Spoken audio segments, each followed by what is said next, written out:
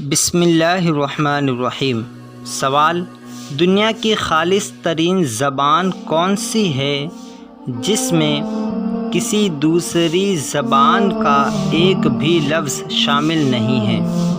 اس کا صحیح جواب ہے عربی، یعنی عربی ایک ایسی زبان ہے جس میں دوسری زبان کا ایک بھی لفظ شامل نہیں ہے۔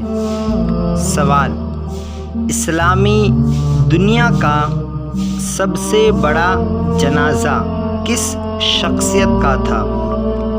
اس کا صحیح جواب ہے مصر کے صدر جمال عبد الناصر کا تھا۔ سوال: حضرت ابراہیم کی کنیت کیا تھی؟ اس کا صحیح جواب ہے ابو الاضیاف، یعنی مہمانوں کا باپ۔